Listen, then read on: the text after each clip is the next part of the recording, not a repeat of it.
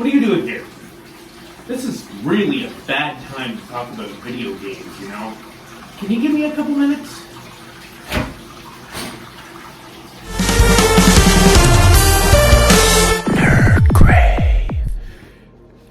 Alright, I'll take a few minutes to let you know what I'm playing, because apparently that's what everybody wants to know right now. What is Nerd Crave playing? Alright, so let's just get right into it. For the last couple of weeks, there's been all kinds of controversy about this game, but I am still loving the shit out of this game, and that is Gran Turismo 7. I've been playing it tonight, I've been playing it just about every day since it launched.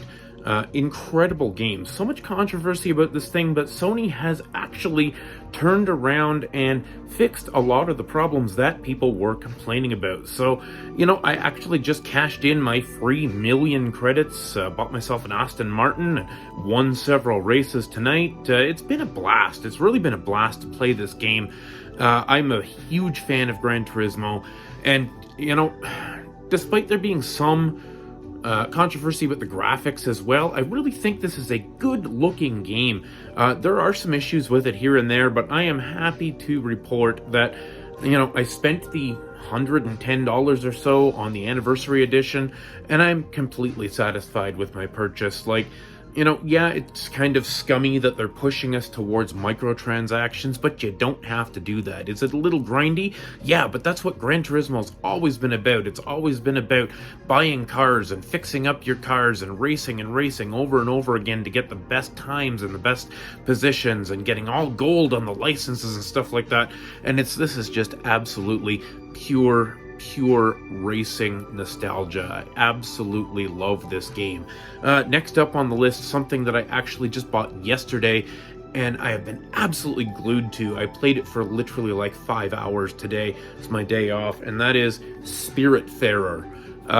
You know, if you haven't heard of this game, I wouldn't be surprised. It's about a year old, and I think I remember seeing something about it at E3 last year and thought it looked nifty, but I finally picked this up, bit the bullet, and man, this game is cool. So it's basically like a resource management sim, you know, call back to something like an Animal Crossing or a farming game. There is a little bit of farming in this.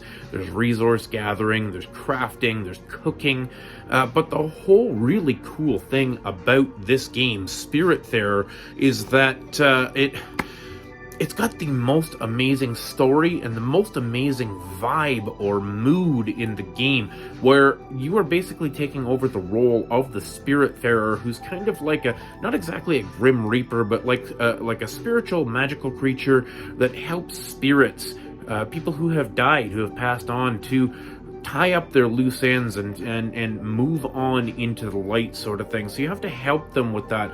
And there's so much story, there's so much interaction between these spirits and trying to help them to finish their, you know, unfinished business and move on into the next life. And it's just such a sweet, charming game. The art style is gorgeous. It's absolutely beautiful. And you never run out of things to do. You're getting upgrades all the time. There's little bits of platforming. There's fishing. There's so many different things to do in this game. I can't recommend this highly enough.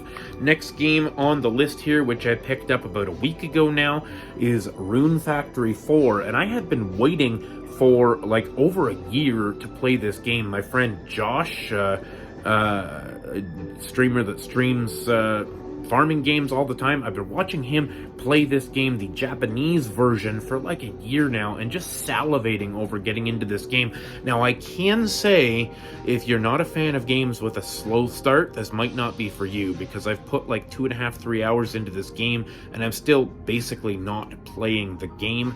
I am going to get back into this a little bit tomorrow, but it's like a really long tutorial, a lot of cutscenes, a lot of talking. But once this opens up, the cool thing about Rune Factory games is that it is a farming sim game, but there's a whole JRPG story and JRPG action combat to this with dungeons and things like that, and there's a really good story, a lot of relationship sim stuff as well. So it's kind of a game that covers a lot of bases, and I have been waiting for this for a while. I played Rune Factory 4, which was remastered on the Switch. It was originally a 3DS game, and I gotta say, this one is definitely a major upgrade from Rune Factory 4. It looks good, it plays good. There are some frame rate issues here and there that people have been complaining about, but honestly, it hasn't bothered me in the slightest. Alright, and then the last game here, which I just picked up this weekend, and a lot of people are playing this right now, but I gotta tell you, if you haven't played a Kirby game in a while, Kirby and the Forgotten Land is a fantastic game that really should not be missed. As far as Nintendo first-party games go, this one is excellent. So much charm, so colorful, great graphics, really cool different abilities and things that you pick up. Something called the mouthful mode, which I guess everybody's been making sexual innuendo jokes about this mouthful mode. And I guess maybe it was a poorly planned name or whatever, but you can suck up some really cool stuff with Kirby in this game. Vending machines and cars and all kinds of really cool power-ups and stuff. A lot of puzzle mechanics that I absolutely love in this game, and I've put quite a bit of time into this already. Apparently you can beat this game in, a pretty short session, 4 or 5 hours, but then it does take quite a bit more time to go back and 100% it. So hoping to have a good chunk of this done before the podcast tomorrow, so I'll let you know how it's going on the podcast. If you haven't been watching the podcast, we've got some new and interesting guests coming up tomorrow, so check it out, absolutely for sure. Thanks for stopping by. I wish you wouldn't have caught me in the shower. That was kind of awkward, guys, but you're here now. We covered the material, so thanks for watching. Thanks for subscribing. Stay classy.